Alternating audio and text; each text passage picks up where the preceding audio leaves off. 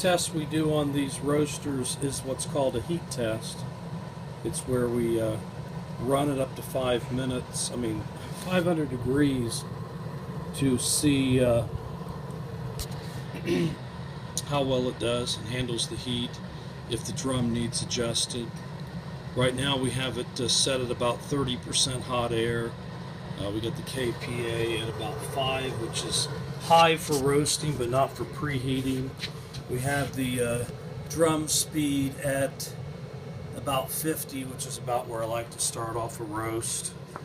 And other than that, we're just waiting for it to preheat, and it's moving pretty fast, as you can see, which it should be for being nothing in the drum plus 5 kPa. Generally speaking, if the ambient temperature is 60 or 70, which is what we are here in the Phoenix area, you can do a preheat in about 6 minutes or so on the Arizona 1.5. I forgot to turn the timer on, so it's actually at about 4 minutes right now. When it hits 400 degrees, a little alarm will sound. You can adjust that alarm, or you could even turn it off.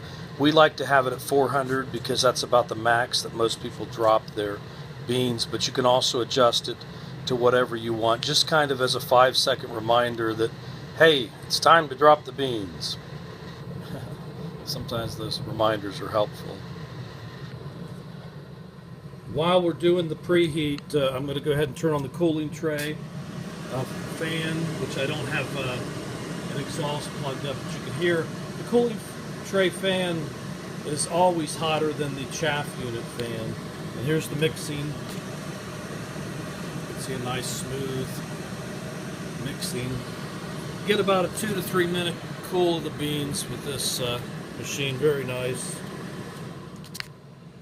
Unfortunately, I don't have it set up in a showroom, so it doesn't really look that good. It's on the floor of our shop, but some people have been asking, we'd like to see an overall view of the machine from front to back, and I'm going to do that eventually with a real nice camera and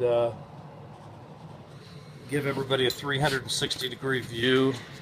But right now I'm using the iPad, so this is all you're going to get. Sorry. Just to give you a little visual on the burners, I got this upside down, but I wanted you to see the drum spinning at about 50%. That's the sound of the alarm. Lasts about 5 seconds at 400. The reason it's speeding up so fast from 400 to 440 is I had opened the door to show you the drum, and then it dropped down below 400. Wanted you to see an addition that's recently been added to all the Arizonas. It's the debris tray. So if you get any debris, and this is especially good for electrics, but even for the LPG, if you get any debris falling in the space between the front and the drum or the back perforation, this can easily be opened and cleaned out. So it just shut off, and it will start back up again when it falls below 500, as you just noted. And then, of course, it's going to shut off as soon as it reaches above 500. We're cutting it off because we did the heat test. At the end of the day, when you cool off a machine, you want to turn the hot air regulation up to 100%. We like to open our door and also open the hopper.